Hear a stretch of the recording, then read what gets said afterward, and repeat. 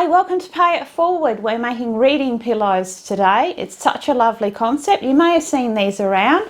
This is my version of a reading pillow, and it has a little pocket on the front where you can slip a little storybook in. It's got a handy handle, which is great for little ones being able to carry it around from room to room. You can make them up in the best colours, so many licensed prints out. You can really make them up in your child's favourite characters or colours. As you can see here, I've got unicorns, which is my granddaughter's favourite thing at the moment. So all you need to do is click in the description box below. You'll find all of your measurements that's needed. You don't actually need a pattern. Check those out and let's get sewing. So to get started on our little reading pillow today, first of all you need to choose your fabrics and cut your fabrics to size. Now, I've given you those measurements in the description box. What you will need, I'll go through them quickly here again. We have the main pillow front, and then we have a piece of wadding that goes behind that, and then there's another pillow piece cut exactly the same size. It doesn't really matter what colour that print is because that won't be seen. It's just on the inside of the cushion. It covers up that fleece so that when you're washing the cushion, it's a lot more stable. So, and it just keeps it all pretty on the inside as well. So those pieces, so they're 2 pieces of print fabric and 1 piece of wadding, and they are all cut to 53 centimetres by 53 centimetres. And then you need to choose your fabrics for your pocket, your front pocket. And those are 2 pieces. They are 2 different sizes. There's a reason for that. I will show you that when we come to it. But you have an outer piece, which is the part that's going to be showing. And I like to choose, that's your busiest print. It's your feature print. And that piece is 53 by 30 centimetres. And then you have a lining piece for the inside of your pocket, and I like to choose something that will coordinate. We're going to create a false binding here across the top of that pocket. So this little part will show. That's why it's a little bit longer. So this backing piece is 53 centimetres by 32 centimetres. And then you need 2 back flaps, because we're going to do just a classic envelope back, and I'm just using the little blueprint again, and those back flaps are 53 centimetres by 35 centimetres. So you need to cut 2 of those, and they don't need any extra interfacing or anything like that. And you'll need your handle piece, which I've already pressed up here.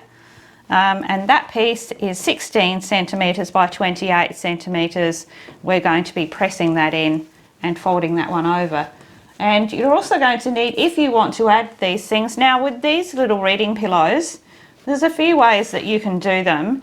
You can switch your fabrics around and have your busiest print on as the main part of your pillow, your big square, which means the busyness happens up here and your plainer fabric goes down here. I actually like the busy fabric to be on the pillow flap, because we're going to be putting books and things into this pocket, and you're going to be covering a lot of that section anyway, so we're going to lose some of that print. We want to show off our best fabric here.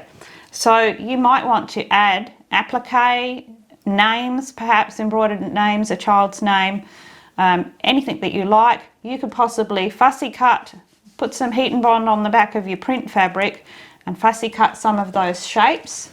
As you see I've done here, I've got a few little of the cars cut out, and then they can be stitched onto the front section, so you get a little bit of lovely detail there on the front. Books can slide in here, but because I'm making this for my little grandson who's quite young, he has a couple of, he's very young, so he will recognise certain shapes. So I'm going to go with some little iron-on patches, and you can get them absolutely, they're very cheap. You can buy them online, and you can buy them in large amounts, and there's so many different shapes and so on. Now he actually has, my little grandson has a Boston Terrier little dog, so he'll be happy. He'll recognise that little face, and the little happy faces, they work in well with the little print. So whatever you think, it's entirely up to you. So, and of course you're going to need a cushion insert, and this insert is to fit this pillow is a 50 centimetre by 50 centimetre square insert. Right, so our first step, move those out of the way. Our first step is to take our 2 squares of fabric. I'm going to remove I will be removing my backing paper on my wadding there, and I will be fusing my front panel into place. Remember to watch if you're using a directional print, make sure the direction's going the right way. So I will fuse that one on there, then I will flip it over and I will remove that paper, and I will fuse that one onto the back. Here I have my 2 pieces of fabric joined together with my wadding in the middle, and that's all pressed together nicely. And you can see I've gone ahead and ironed on my little applique shapes, and I have stitched those on. Now your positioning for those, best way to check that is to just drop your pocket front over the top, and you can see exactly where that one will sit. And you have to remember that once your cushion cover is on your insert, you will get some rounding at the side, so you don't want to put them too high or too close to the edges. Best way to check that, of course, is just to throw it over your cushion insert, and that way you can get an idea of where that curve is going to sit and whether those are still going to be nicely visible, which they are. So our next step is to sew our pocket. So we're going to put right sides together, and we're going to line up one of the long top edges. Again, if you're using a directional print, make sure that you've got that direction right. And we're just going to sew, remembering that the lining fabric is slightly longer, and that is fine.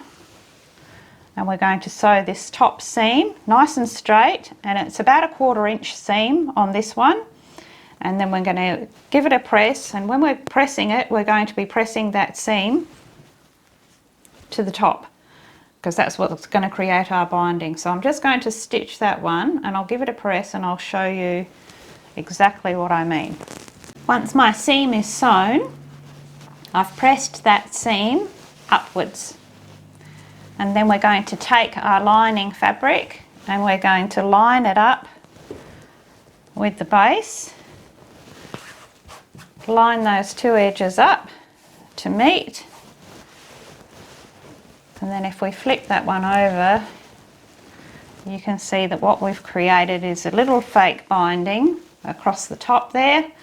The seam is captured within it, so it makes that nice and strong. And what I'm going to do now is I'm just going to top stitch right between those 2 pieces, a bit like stitching in the ditch, right on along the edge there, all the way along, and that will keep that little binding in place there. My binding is stitched nicely into place there, and our next step is to sew our pocket onto our cushion front. And we do that just because it helps keep it all together tidy in place before we put our envelope back on.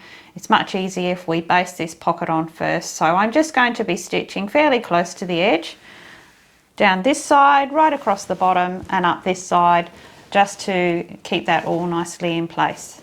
So now that I have my pocket stitched in place, I've given that a little press, and we're going to move on to our back flaps, our envelope flaps. And you see what I've done there is I have just pressed under a little 1/4 inch and then just over again to create a nice little hemline on each of those back flap pieces, just along one long top edge of each of them. And I will go ahead and I will stitch those into place.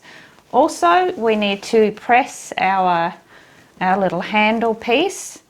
I've actually drawn a line down the centre of my piece there, it just makes it easier, and I've just pressed both sides into the middle and then completely fold it over again, and I'm going to go ahead and sew close to the edge, straight down both sides of that one.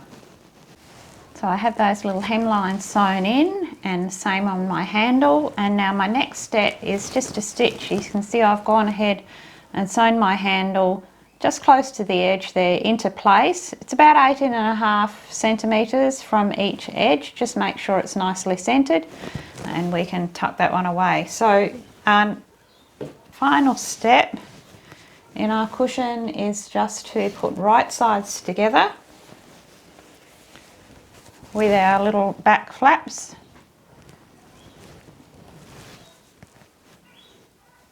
Line them up at the corners. So you can pin or use your clips. Make sure they're nicely lined up. Don't worry if everything's not matching up absolutely perfectly, because we can trim that off once we've stitched right the way around. And then of course our other piece will give us a nice little overlap there for our envelope back. And we will do the same with that one. And I will pin that one right the way around. Make a note of where your little flaps start on that underside there, so that when you're sewing around, you're going to go back and forth on those little sections, because once we put our little pillow insert in there, we're going to be putting a bit of pressure there.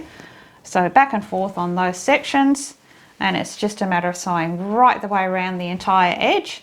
I'll then give it a little trim those seams and those corners, and then I will sew a zigzag stitch right the way around that seam, just to keep it all neat and tidy before we turn it through.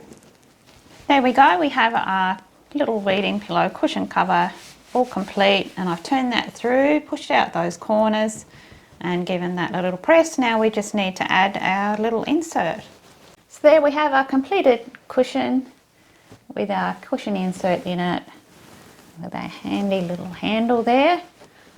Just pop a little book in there. We might go for Pig the Pug, one of my favourite children's picture book authors and illustrators. Aaron Blaby is awesome. Pig the Pug series, you should check it out.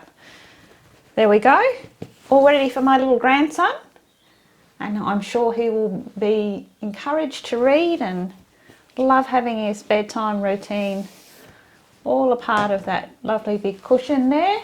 And of course we've got my little unicorn one, which is for my little granddaughter, and you can see how wonderful those prints come up. And again, you can see there that I've used just some little butterfly patches that I've picked up off of eBay. They come in so many different colours. It just went in so well with this little print, and I think that she's going to absolutely love it, because she's unicorn obsessed, and what 6-year-old girl isn't at the moment. So I hope you've enjoyed making this one with me. Well, thank you for joining me today and sewing these little reading cushions. I would love to see the colour coordinations that you come up with. You could follow me on Instagram and you could send me pictures of the ones that you've made. I absolutely would love that. And I love to see what you've done with my patterns and how creative you all are. So that's very exciting. Most of all, remember to subscribe so you don't miss any of the upcoming patterns that I've got coming for you. All sorts of things, even some little mini quilts coming up. I'm sure you're going to enjoy all of them. Most of all, everybody, remember, if something good comes your way, remember to pay it forward. And until next time, it's Huru from me.